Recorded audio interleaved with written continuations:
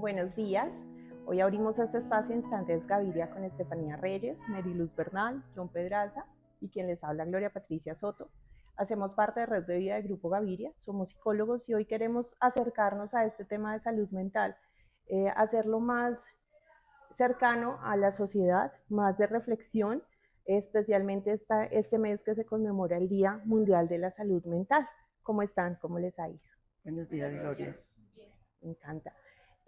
Para iniciar, quisiera leer un testimonio para que ya entremos en esa conversación en donde vamos a modo de reflexión, mencionarle a las personas por qué es importante tenerlo presente y por qué no es una situación que solo le aqueje a los profesionales de la salud, que solo les interese a ellos o a las personas que tienen un diagnóstico, sino que sea esto algo de reflexión para la comunidad y para la sociedad en general.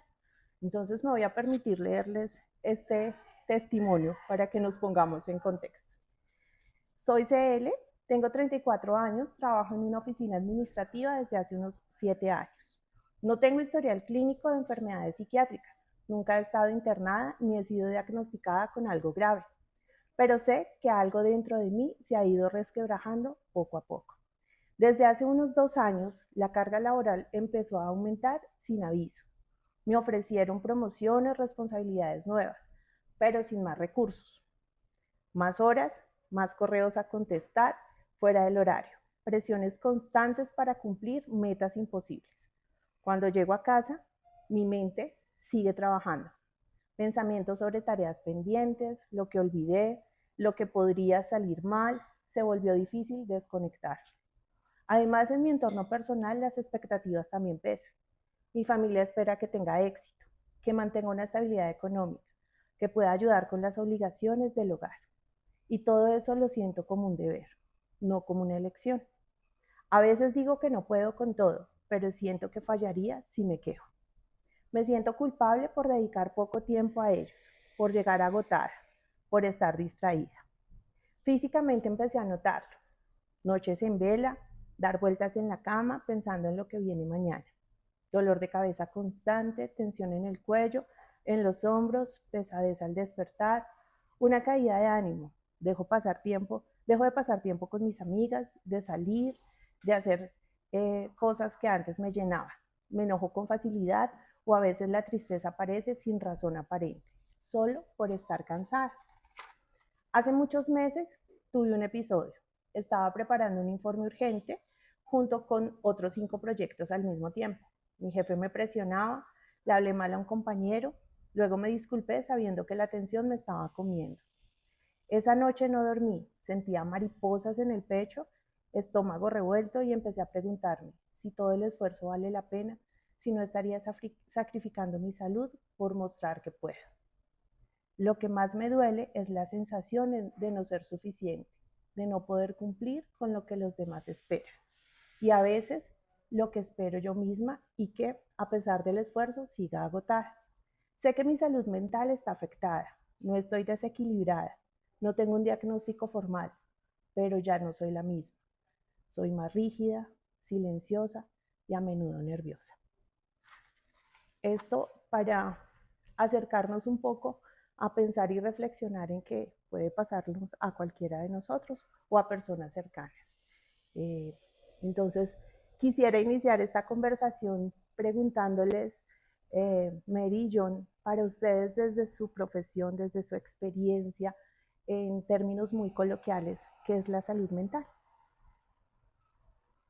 Bueno, el tema de salud mental ha tenido un impacto en cuanto a que se ha venido como homologando el concepto de salud mental con enfermedad mental, eh, con criterios diagnósticos desde la medicina. Pero salud mental es más que enfermedad mental. No es la ausencia de enfermedad mental, va más allá. Bueno, ya para decirte qué considero que es salud mental, pienso que es un estado en que la persona se siente a gusto consigo misma, siente bienestar. Por otro lado, tiene la capacidad de disfrutar la vida, ese disfrute de la vida y de autorrealizarse.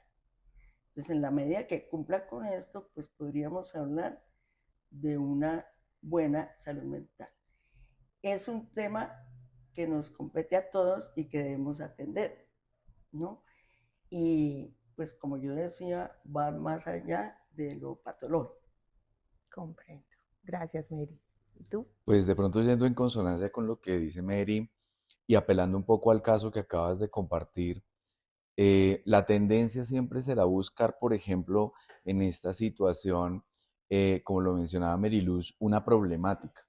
¿Cuál es el problema que ella tiene? Y entonces muchas personas, incluso profesionales de la salud, se aventurarían a hacer hipótesis diagnósticas de que de pronto esta persona esté pasando por un episodio de ansiedad o de depresión, y la tendencia va a ser siempre a buscar ese tipo de patologías y ese tipo de entidades diagnósticas para explicar esta situación. Haciendo la reflexión nos damos cuenta que evidentemente lo que está acá, y va a sonar un poco extraño, pero lo que está ocurriendo acá es algo completamente normal. Una persona en unas condiciones que le son muy poco favorables en distintas áreas de su vida, que la han venido agobiando particularmente y que en respuesta a ello, pues desafortunadamente empieza a desplegar una serie de comportamientos, de emociones que son completamente normales para una situación para una persona que se encuentra en una situación como la que ella se encuentra. Entonces, yéndome un poco por donde iba Mary, la cuestión de la salud mental no se limitaría entonces a que nosotros diagnosticásemos a esta persona y encontráramos cuál es su enfermedad, que ya es de por sí un concepto bastante duro y muy mal utilizado además, sino que la tendencia a hablar de trastorno. Entonces, hay problemas de salud mental. La Organización Mundial de la Salud nos habla de un espectro en el que nos movemos de el trastorno mental, la salud mental y una gama de grises que hay en la mitad llamados problemas de salud mental, a los que cualquier ser humano podría estar proclive dependiendo sus circunstancias. Entonces, en primer lugar, acotar algunas características que para mí son importantes al abordar la salud mental, que no se trata de diagnósticos, eso estoy completamente de acuerdo con Mariluz, que implica hablar de salud mental, implica hablar de contextos, implica hablar de la relación que tienen los individuos en dichos contextos y evidentemente al hablar de estas dos cosas tan grandes tendríamos que hablar de salud mental en un contexto de política pública. Si nosotros seguimos centrando la salud mental al individuo y a una responsabilidad individual, pues ya estamos de entrada mal. Creo que con eso respondo de alguna manera a mi posición sobre lo que significa el concepto de salud mental. De acuerdo, muy claro, muchas gracias. Vamos a ir adentrándonos en cuáles son esos actores que deberían intervenir en ese cuidado, pero pues muchas gracias a los dos por esa clara y oportuna respuesta. Creo que eso nos puede acercar a todos y nos puede dar a comprender que hace parte de una condición del ser humano. Un constructo bien amplio y creo que los psicólogos hemos hablado mucho de ello, intentando también apoyar a las personas o que las personas puedan de alguna forma hacer cosas que les brinden bienestar, pero sin duda estoy de acuerdo, como lo dice la Mary, nos compete a todos y como lo dice también John, es una responsabilidad también social que va desde lo público, desde lo político, desde muchos aspectos que también intervienen en este concepto que es tan amplio y a veces como tan difícil de definir. A mí también me gustaría hacerles una pregunta porque considero que hablando de salud mental también promovemos mucho el cuidado. Entonces, ¿por qué es tan importante hablar de cuidado en salud mental? ¿Por qué consideran ustedes que podría ser importante? Bueno, pues cuidado ya en sí mismo es un concepto bien amplio. Hace parte generalmente en salud mental desde el punto de vista que se ha vendido mucho y es el autocuidado. Pero nuevamente caemos en esa cuestión de que conductas de autocuidado implica que afirmemos, por ejemplo, erróneamente que la salud y mi salud mental en particular es responsabilidad mía. Entonces, que si yo me cuido, eso evidentemente va a aterrizar en que yo esté saludable y en que tenga salud. y pues el tema que nos atañe, que tenga salud mental.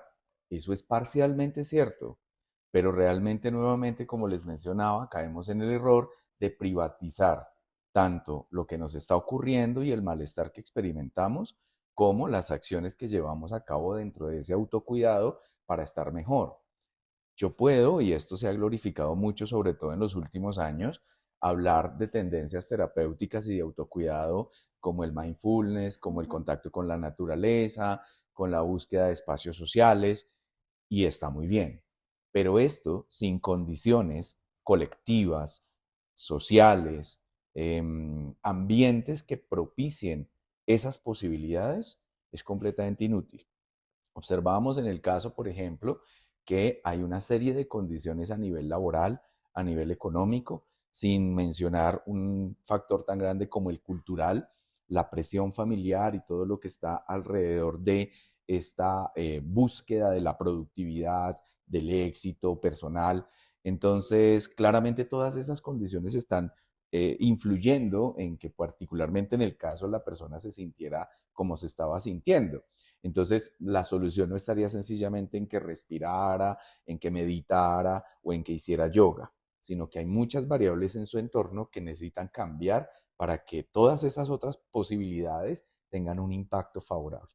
Entonces, de allí el tema que cuestiono mucho en general y en este espacio en particular es la relevancia que se le da al autocuidado como una variable fundamental para que haya salud mental. Y en segundo lugar, pues el cuidado, sí, sin lugar a dudas, me gusta hablar mucho más del cuidado de los otros, ¿sí? Es decir, del reconocimiento del otro como un par y el entendimiento de la alteridad del otro que permite que si cuido del otro, cuido de mí. Y que cuando el otro me cuida, se cuida. Entonces, empezar a hablar de más de un cuidado colectivo, de un cuidado mutuo que trascienda los límites de la familia, de la pareja, sino que empecemos a darnos cuenta que de otras maneras también podemos cuidar al otro. Me parece que eso sí es bastante importante en esas acciones colectivas para que haya mucha más salud mental. Estoy totalmente de acuerdo porque decíamos bien que el contexto influye mucho y si empezamos con el cuidado desde las organizaciones, o sea, en mi trabajo, desde la parte educativa, en donde estudio, ya empieza como a generarse también, como no es que solamente el cuidado se da en casa con mi familia o el autocuidado que se promueve tanto de qué estás haciendo tú para alimentarte bien, hacer ejercicio, sino otro tipo de cuidado, como lo dices, colectivo, me parece que es un muy buen camino, una mirada más adecuada para también hablar de salud mental. Muchas gracias. ¿Y tú, Mary, qué nos dices de ello? Bueno, el cuidado, estoy de acuerdo con ustedes, pero yo diría que ya en salud mental es importante la relación que se tenga en cuenta la familia, el individuo, muchas áreas, la parte espiritual, por ejemplo, la sociedad, como tú mencionabas, el entorno, porque pues son todos los aspectos en los que estamos inmersos, ¿no? Las relaciones de personales, el trabajo, cómo me vinculo para cuidarnos. Pero pues yo sí pienso que hay que empezar por uno mismo. Cada uno de los miembros de todos estos ambientes que yo decía, ¿no? Entonces el autocuidado es fundamental. Y cuidar de la forma como yo me siento conmigo mismo, la forma como siento a los demás y me comporto con los demás, ¿sí? Y la forma como respondo a las demandas de cada día. Entonces, considero en mi experiencia que es fundamental la actividad física, que es otro tema que hoy en día lo tenemos en cuenta. Se dice que es el mejor antidepresivo natural, porque es que todos deberíamos de verdad hacer más actividad física. Quemamos todas las hormonas del estrés, todas las endorfinas, nos da vitalidad, nos ayuda para todo. Pero es de verdad el medicamento por excelencia. Entonces, si unimos todos estos aspectos para tener mejor calidad de vida, y sobre todo en este momento que las redes sociales que todos estos aparatos electrónicos nos están distrayendo tanto, nos vamos alejando del ser y nos enfocamos más hacia afuera. Entonces también considero yo que ayudaría para el cuidado tener más contacto con la naturaleza, relacionarnos más, ¿sí? Yo creo que la naturaleza realmente yo lo asimilo como el centro de salud. Creo que los centros de salud no son los que llamamos centros de salud médicos de la ciudad. El centro de salud está en lo natural y ayuda muchísimo. Entonces, si unimos todos estos aspectos, podemos comenzar a tomar conciencia de que la salud mental es un tema y una responsabilidad de todos. Y que como ha sido desconocida o no ha sido tan atendida, porque atendemos mal la salud física, en todo momento. Ahí cuidamos la salud física. Cualquier síntoma, acudimos a buscar ayuda. Pero la salud mental la dejamos a un lado. Y realmente es el eje de nosotros. Sin salud mental estamos bloqueados. Pero ya se está hablando a partir de la pandemia un poquito más de la importancia de trabajar en salud mental. Eso tendría que agregar. Sí, o sea, digamos, no es desconocer que el autocuidado es valioso y es importante, pero tampoco cargar a las personas con esa responsabilidad de que en algo estás fallando tú y por eso es que te estás sintiendo de esta manera, sino que pueden ser también muchas variables las que influyen. Pero sí, sin duda el autocuidado, y yo creo que ahorita con otra pregunta que les tenemos vamos a hablar un poquito de ello porque nos compete en ciertos momentos de la vida, específicamente cuidarnos más que en otros. Entonces yo creo que también por ahí vamos. Y me gusta mucho esa idea de tal vez el contacto con la naturaleza nos hace sentir una sensación de bienestar importante que podemos recuperar. Muchas gracias. Bueno, escuchándolos hablar, reflexionaba y me surgía la tercera inquietud y es, claramente tenemos una política de salud mental en la que el Estado debería ayudarnos a cumplir. Debemos tener entornos saludables a nivel laboral y respetuosos para cuidar también y proteger esa salud mental. En familia también deberíamos prodigar por el cuidado del otro. Pero para hacer esto más cercano, más de cómo voy yo ahí, cómo es que interactúo con esto, quisiera preguntarles, si el cuidado de la salud mental tuyo también es mi responsabilidad como individuo, como miembro de un colectivo, como ciudadano, ¿qué puedo hacer yo? ¿Qué actos, qué conductas, qué comportamientos debo tener yo para cuidar la salud mental del otro? Bueno, yo quiero retomar lo que menciona respecto a la familia. Yo considero que sí hay que empezar por uno mismo, pero el primer entorno de relación es la familia. Entonces, pienso que ahí debemos comenzar por tener buenas relaciones en la familia, tener cuidado de nosotros mismos y de los que nos rodean, los más cercanos, desde esa vinculación, porque es muy importante cómo me siento, qué pienso y cómo actúo. Eso me lleva a manifestarlo también en mis acciones. Creo que debemos tomar más conciencia de la manera como me siento y cómo me relaciono con los demás. Creo que si nosotros practicáramos más un crecimiento en los diferentes niveles de claridad de conciencia, pues mejoraríamos también la forma como nos relacionamos y cómo impactamos en el ambiente. Porque es que la familia es el cultivo de lo que después vamos a expresar en la sociedad.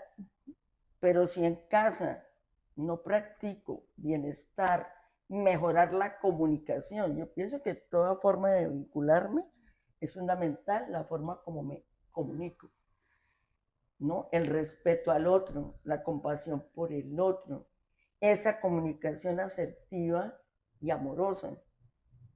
Pero pues si no cultivamos desde adentro y no nos fortalecemos en nuestra esencia y con los nuestros, ¿qué vamos a dar hacia afuera?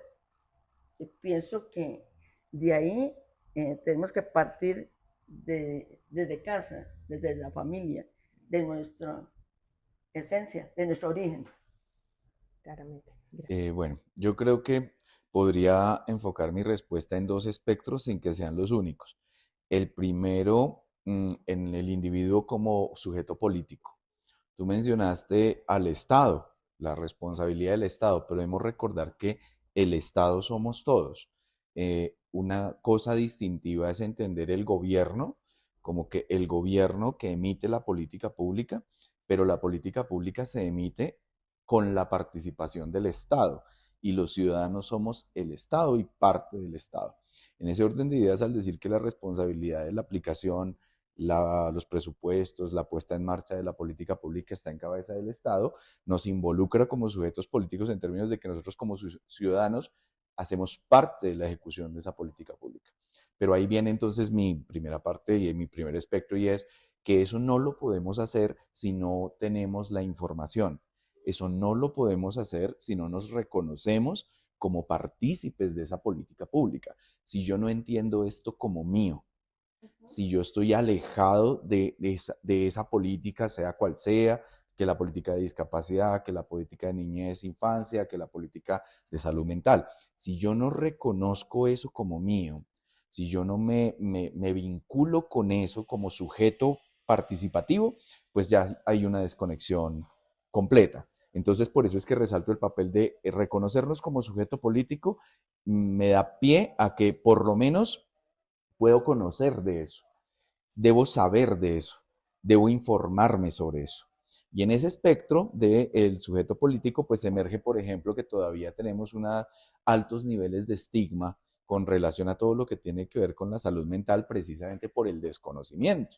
Yo suelo hacer una pregunta en entornos académicos acerca de qué puede ser más perjudicial en este tema, si no tener información o creer que la información que tengo es la que sería la desinformación.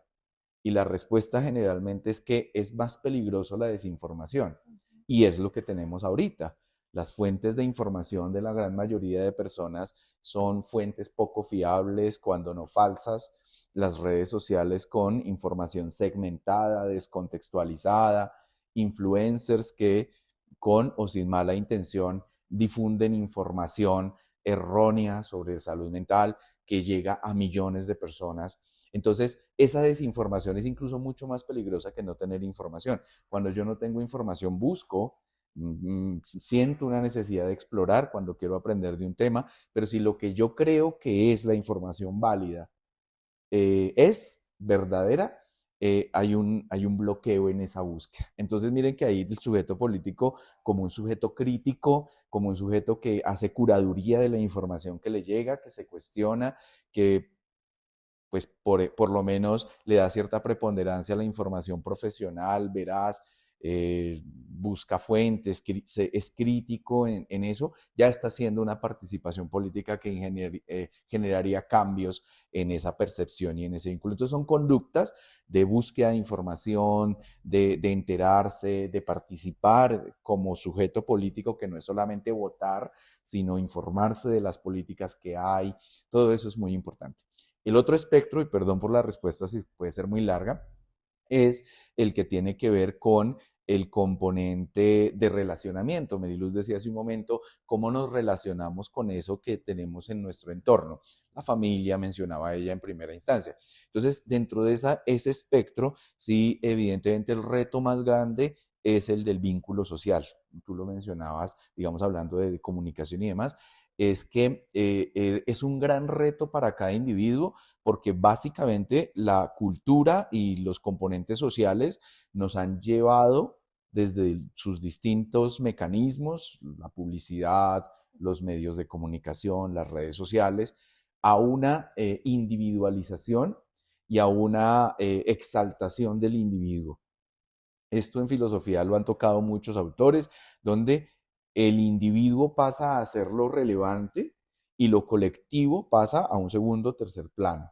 Entonces, esa exaltación del individuo nos ha llevado a una búsqueda afanosa del crecimiento personal que de alguna manera nos han vendido, y pues eso ha roto el tejido social, ese vínculo social del que mencionábamos hace unos minutos, donde el reconocer al otro como un interlocutor válido para mí, que merece ahí sí todo lo que tú mencionabas, que merece respeto, que merece que yo me comunique con él, que merece cuidado y que yo también merezco ese respeto, ese cuidado, esa atención y esa comunicación respetuosa. Esto empieza evidentemente en el contexto del hogar y en otros contextos primarios, pero entonces ahí va el componente del reto gigante de poder nosotros, y yo creo que ya está ocurriendo, a pesar de que pues hay mucho pesimismo en torno a esto, sí percibo que de alguna manera muchas situaciones lastimosamente muy dolorosas a nivel mundial han venido cohesionando nuevamente grupos sociales que venían fragmentados. Todavía nos falta, a diferencia de lo que éramos en otro momento como colectivo, como unidad de tejido social, pero pues por algún lado se vuelve a empezar. Entonces, creo que esos serían los dos elementos. Ya podríamos precisar que pues obviamente ser respetuosos, hablar bien con la gente, buscar puntos medios, abrirnos al debate, eh, colaborar, no violencia, bueno, otras conductas ya que pues obviamente van a impactar en Más el... puntuales. Sí. Bueno, ha sido, considero yo, una respuesta muy amplia desde los dos puntos de vista que nos dejan reflexionar acerca de la responsabilidad, especialmente la de buscar información, la de participar en esa política y en ese cumplimiento, en esa reflexión y en esa crítica. Perdona que haga una precisión ahí. Eso involucra sobre todo a los profesionales. Muchos profesionales de la salud en nuestro campo y en otras profesiones de la salud que, siendo directos involucrados, no conocemos la política, no conocemos esas reformas a la ley, no sabemos qué fue lo que cambió. Nuestra ley 1616 del 2013 cumplía ya 12 años ahorita y se hace esa reformulación que cambió, qué cubría, qué no cubría, cuáles eran sus reconocimientos, cuáles eran los enfoques que dicta desde la política pública, el enfoque diferencial, el enfoque poblacional. Empezar a entender esa visión, pero es que entendemos como que eso es de lo que deben hablar los senadores, o como que eso es de los que hablan los candidatos a la presidencia ahora que vienen las elecciones.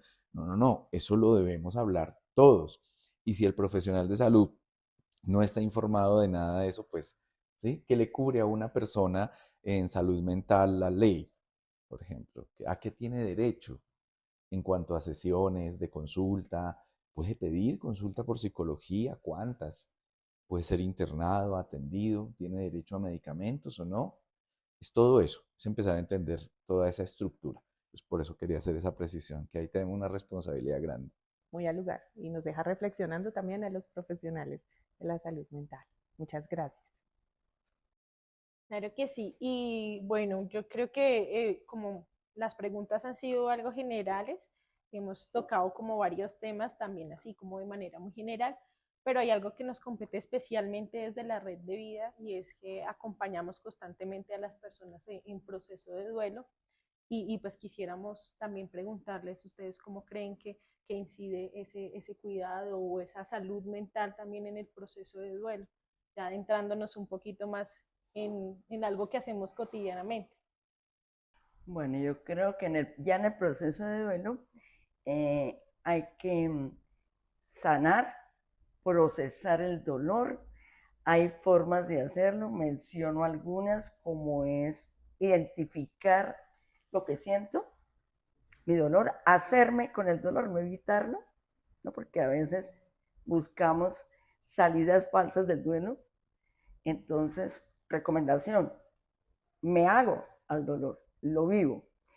Importantísimo expresar, la expresión de sentimientos, emociones, identificar qué siento y poder ponerle como palabras a mi dolor. Entonces, hay muchas formas de expresar, ¿no? La palabra, la narrativa, es una forma de poder dar palabra a ese dolor. Las lágrimas son una forma de expresar también. Socialmente como que no nos es tan permitido expresar la tristeza, pero las lágrimas son necesarias. Es una expresión natural. Bueno, en nuestro trabajo recomendamos mucho la escritura, porque la escritura es muy terapéutica. Nos ayuda por mencionar algunas formas. Pero definitivamente, si no expresamos, si no procesamos el dolor, pues no lo guardamos, no lo reprimimos. Y eso pues nos va afectando nuestra salud mental. En el duelo puede generar una restauración, una reconstrucción de la persona después de la pérdida, si nos proponemos a vivir el duelo y a ir sanando con las tareas del duelo, pero también se ve que cuando no lo hacemos, no lo procesamos, no lo callamos, se pueden asociar estas situaciones a trastornos mentales. ¿Cuáles? La depresión y la ansiedad, ¿no? Entonces también hay duelos no resueltos y hay duelos complicados cuando no se elabora sanamente el duelo, cuando no se transita el duelo. Entonces hay que tener cuidado en el duelo también de nuestra salud mental, hablar con los otros, no aislarnos para no caer en esos temas de depresión. Bueno, eso tendría para decir, no sé, yo. Bueno, sí, aprovechando tu respuesta, para extenderme un poco hacia esos otros aspectos que veníamos mencionando en preguntas anteriores, ¿cuáles son los factores contextuales que facilitan que eso ocurra? Entonces, ya nos damos cuenta y lo que hemos podido ver en nuestro trabajo con las personas que atraviesan el duelo es que se necesitan también unas condiciones para que eso se dé. Y esas condiciones empiezan desde lo más macro como lo cultural. Y como lo mencionamos anteriormente, si culturalmente venimos patologizando el sufrimiento y patologizamos el dolor, pues habrá una tendencia a no sentir ese dolor. Y entonces esto impedirá que una persona que esté pasando por una situación de un fallecimiento, de una ruptura, cualquier otra situación que pueda producir un proceso de duelo, no lo conciba como natural y no lo conciba, como tú lo mencionas, Mariluz, como una transición, sino lo concibe como algo negativo en su vida de lo que quiere salir rápido.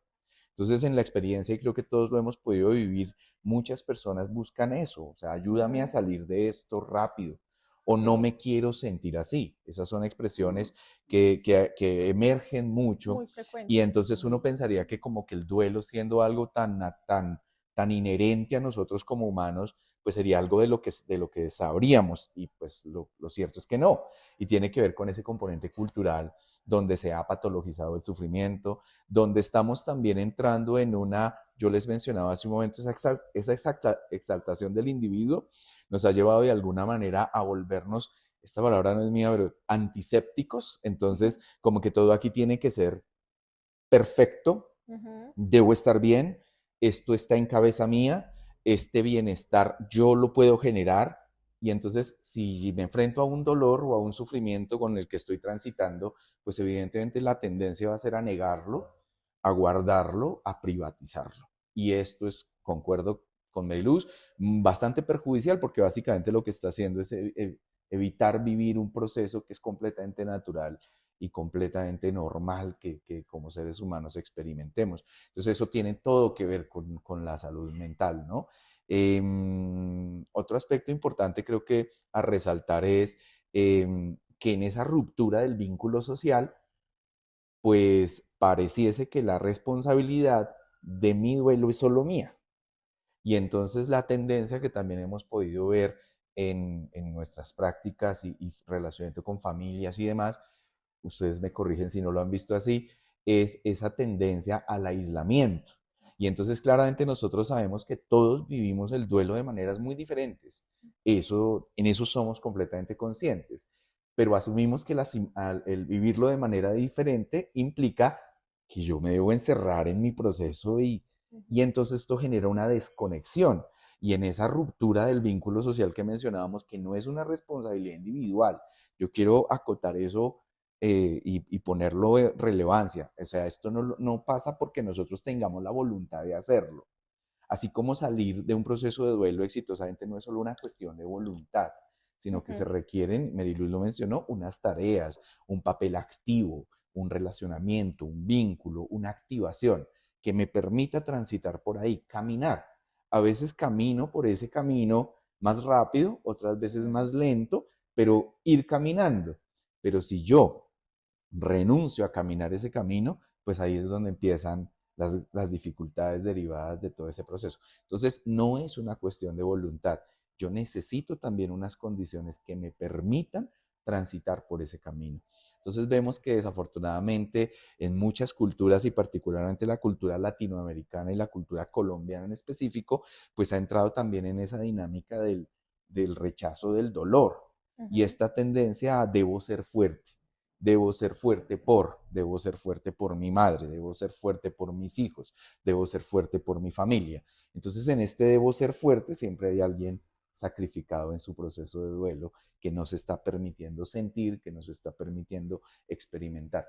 Pero nuevamente, no porque quiera voluntariamente, sino porque hay unas condiciones culturales que han rodeado esos patrones, ¿no? Entonces de ahí la posibilidad de que las personas levanten la mano y busquen ayuda, así sea para recibir información. Muchas veces cuando se obtiene información, cuando se recibe la información, se da cuenta de que este proceso por el que se está viviendo es normal, es importante además que lo viva, se dan estrategias para la vivencia de ese proceso, la persona llega a entrar en una descarga, hemos escuchado narrativas, como decía Mary, que nos dicen es, yo hubiera sabido eso hace un mes, yo hubiera entendido mejor. El solo hecho de entender esto me hace sentir muchísimo mejor y puedo entonces darme cuenta que puedo hacer otras cosas.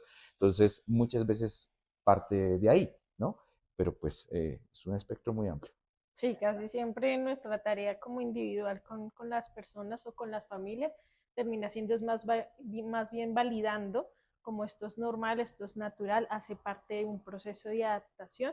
Y dice mucho Glory, no siempre vas a estar así, ¿sí? O sea, puedes hacer cosas para que esto tenga una resolución positiva. Y recuerdo también a Mary mencionando mucho como hay que hacer cultura de la muerte y es como hacer cultura del sufrimiento, cómo nos relacionamos con ese sufrimiento para que de alguna forma estos procesos que todos en algún momento vamos a vivir, tal vez por fallecimiento, como usualmente nosotros atendemos, o por otra situación de pérdida, pues sean más llevaderos, más adaptativos y también que involucre pues del contexto dándose cuenta de esta persona pues necesita justamente unos tiempos, no solamente la semana que nos dan quizás para resolver algunas cosas que se necesitan del proceso, sino que también se requiere un tiempo específico al ritmo de cada persona. Yo quisiera agregar que no existe una forma correcta o incorrecta de vivir el duelo. Cada uno lo vive en su tiempo, a su manera, con sus propios recursos. Entonces, pues eso es importante. También, respecto a lo que tú decías, que quiero retomar, como muchas veces se reprime, no se expresa, porque ya no está bien visto socialmente sufrir tanto tiempo. Hay que pasar la página rápido o buscar salidas no sanas del duelo. Entonces las personas, ¿no? Como el escapismo, el consumo de sustancias, de licor, hay personas que comienzan a convertirse en trabajadores compulsivos. Todas estas conductas de evitación no van a ayudar. Sí, es un obstáculo. Y todo esto repercute también, desde luego, en la salud mental. Por supuesto. Bueno, personalmente me encanta el espacio, me satisface que generemos este tipo de conversaciones. Claramente desde Red de Vida de Grupo Gaviria nuestra mayor responsabilidad social emocional es psicoeducar haciendo los temas y los términos cercanos. Coincidimos todos en que es un constructo bastante amplio hablar de salud mental y que pues hay muchas aristas que ya intentamos aquí resumir, pero pues darles un panorama general. Es importante psicoeducar, es importante tener estos espacios que nosotros nos hubiéramos acercado un poquito para desestigmatizar. Es como la primera responsabilidad que tenemos como profesionales de la salud mental y hacerlo de manera cercana, coloquial, pero de la mano de expertos que nos pueden dar cuenta con su experiencia y su formación, porque es importante. Entonces, para cerrar este espacio, quisiera, doctores, si me lo permiten, que cada uno de ustedes nos regalara una reflexión, una frase corta con la que nos podamos quedar ahí, tal vez resonando para trabajar por lo menos este mes o el 10 de octubre, que es el Día Mundial de la Salud Mental. ¿Cuál es esa pequeña reflexión con la que ustedes nos quieren dejar o esa frase? Yo me gustaría escucharte y aprender de ti. Gracias. Yo creo, estaba pensando mucho en el caso que leímos al inicio y va a sonar un poco contrariado, pero esa expresión de esta persona en la situación en la que se encuentra es salud mental. Es decir, ella, cuando veíamos este caso, ella nos comentaba o nos narraba cómo se sentía de mal, cómo se sentía que ya no era ella.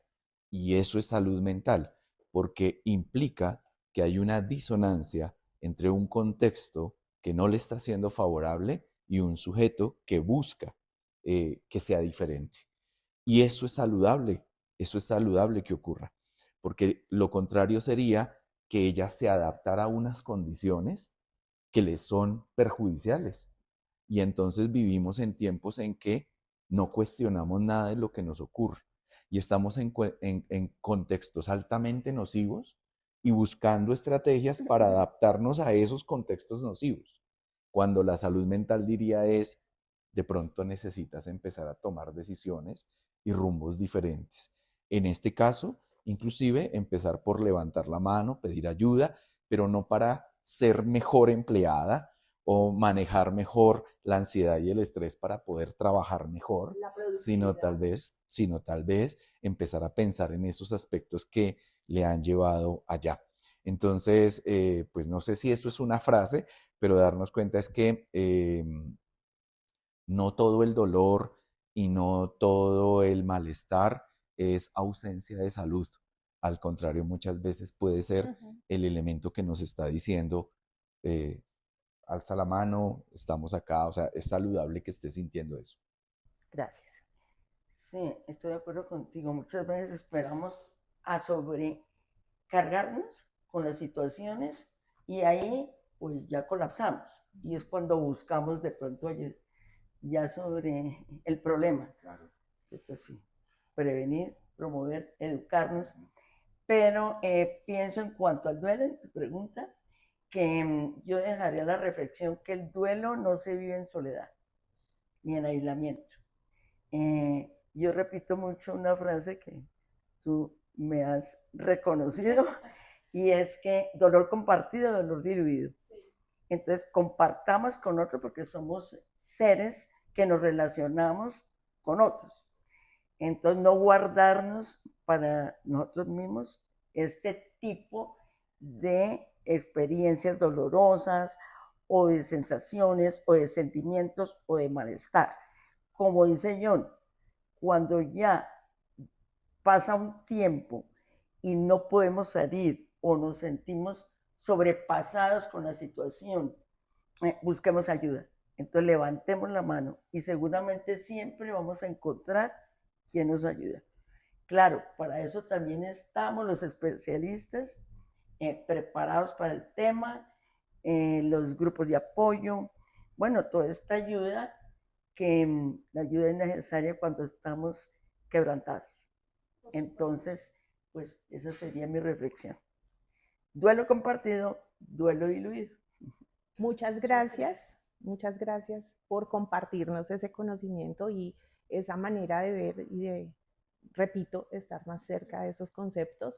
Esto es Instantes Gaviria, esto es algunos o somos algunos de los profesionales de Red de Vida y tú lo acabas de decir, también se vale buscar ayuda profesional y para eso existe Red de Vida del Grupo Gaviria. Muchas gracias. Gracias a ustedes.